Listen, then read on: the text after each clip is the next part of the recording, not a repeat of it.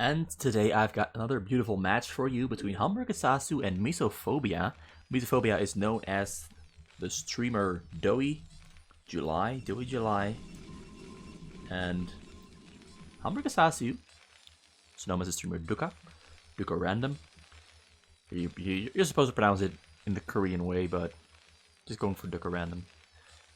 He's playing the brown Terran on the middle right spot. And he's up against DoE, who is playing the teal Protoss on the bottom left corner.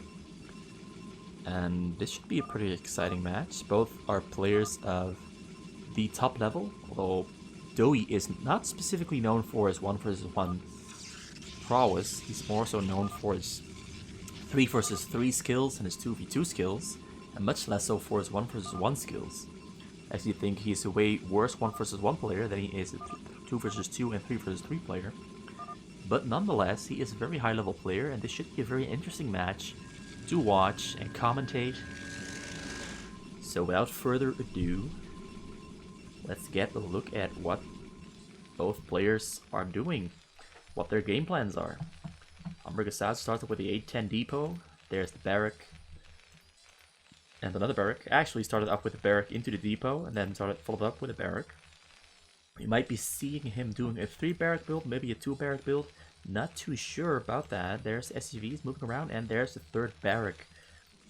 DoE started off with the Nexus first, followed by the gateway and the 2nd gateway. And this probe is going to move around a little bit. Not sure what it's going to do. He's not going for the early pylon at his choke.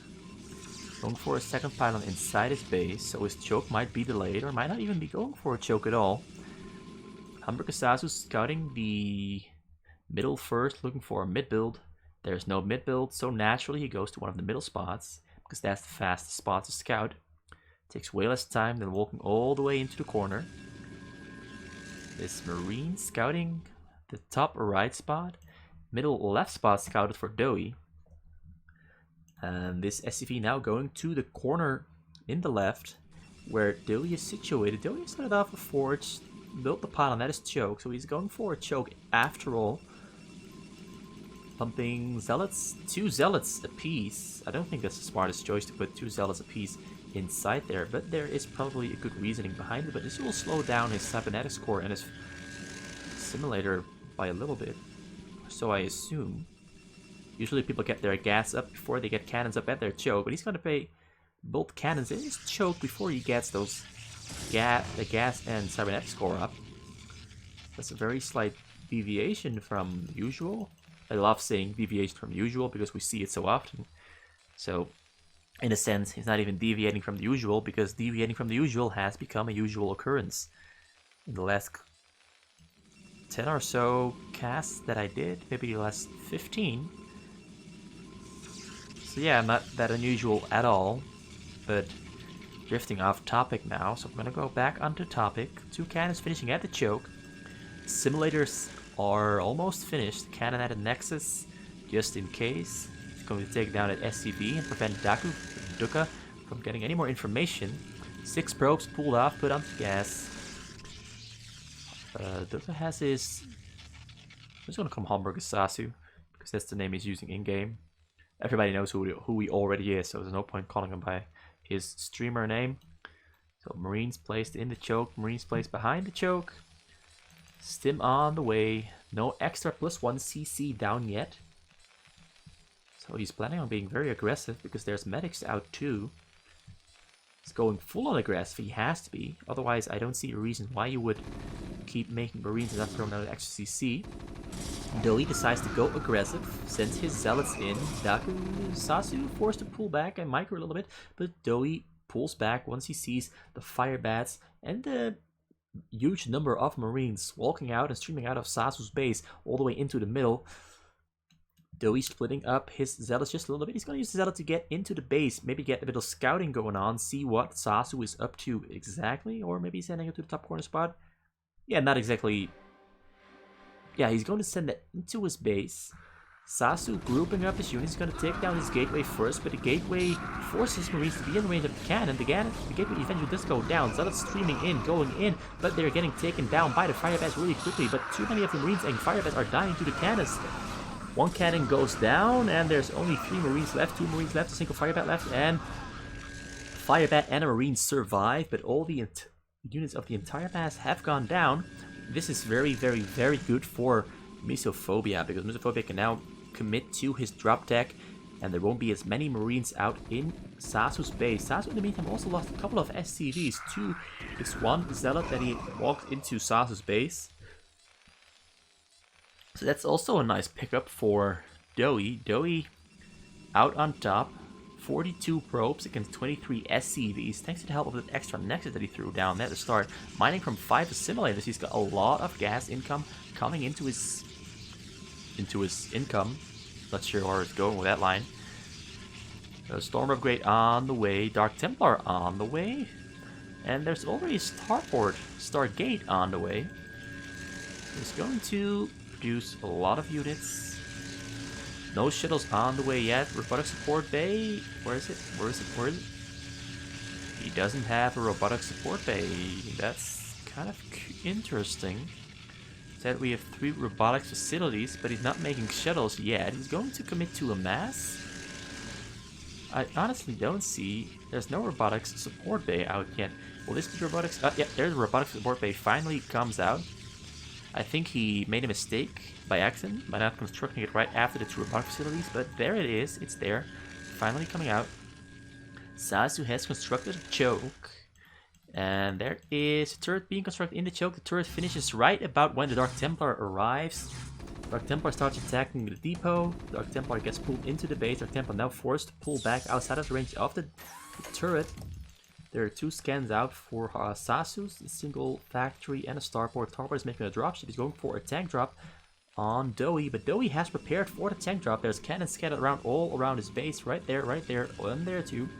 So whichever direction Sasu comes from, cannons will intercept the tanks and will first intercept the dropship and then intercept the tanks. The tanks might be able to siege up and get a shot off if they are placed here or here. We could only have 2 cannons firing at them, but I don't think the dropship is going to get through, because there's more cannons being thrown down on the side there. Sasu doesn't have... Yeah, he starting production of his turrets on the side now, so he knows the drop is coming. He used his scans to get information.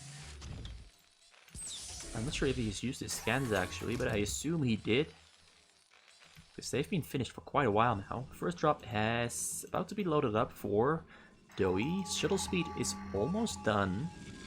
Marine ground upgrades are on the way, so it'll be on 1-1 very soon for Sasu. Sasu will be able to defend against the drop. It's gonna come flying in. He doesn't have vision over the hills yet, so he might lift stuff up a little bit later. There's the first drop coming in, but the first drop gets intercepted by Corsairs and by cannons. The tanks will not be able to walk in, right in, and get into range, so the tanks go completely wasted, aside from giving himself information of what DoE is up to, but he could have gotten information with his scans regardless, so this is a lost situation. There he used his scan. The second scan has not been used yet. Well, it probably has been used. I'm not sure when he used them. I didn't hear a sound, but he must have used them around the time that he was flying his drop in to get himself information of which path to take for his dropship. There's a lot of Corsairs here for DoE to assist those 3 shuttles to get into the base of Sasu. He probably could have gone by with this single Corsair, but it's always better to be safe. Although I do think this is an overinvestment, but I'm pretty sure that he finds a wide open hole in Sasu's base. Sasu responds, but it's going to be very hard for him to take down the shuttles. There come the Templars, and the first Templar storms on top of the Marines. The second Templar dies. Third and fourth Templar get 2 storms up. A bunch of, almost all of Sasu's SCVs have died there. He's got 16 SCVs left out of the 55 that he has. So about 40 SCVs have died for Sasu. Sasu, very poor now. Losing a couple more of his Marines to SCVs, means to Zealots. And DoE just has to fly another drop and then hit this one, and it will be GG.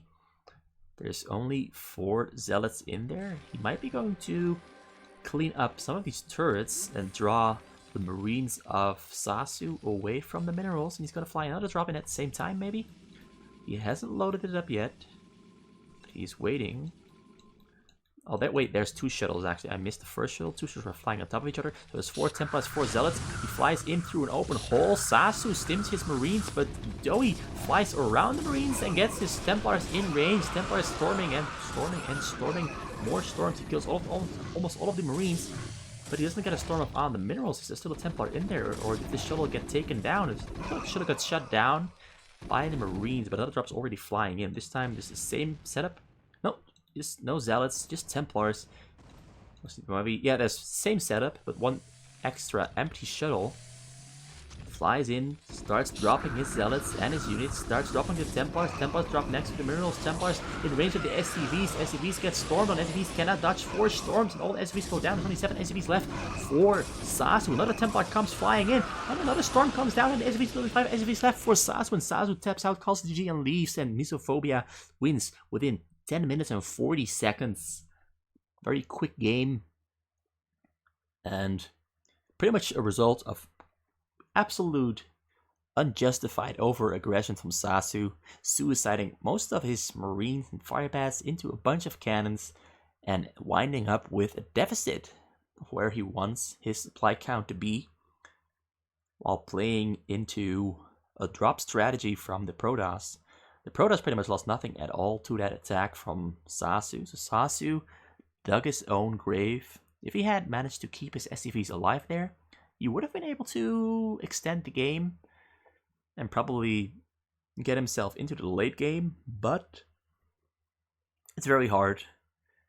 Just that waste of Marines on the choke, in my opinion, pretty much set in stone the win for DoE. And DoE does exactly what he has to do.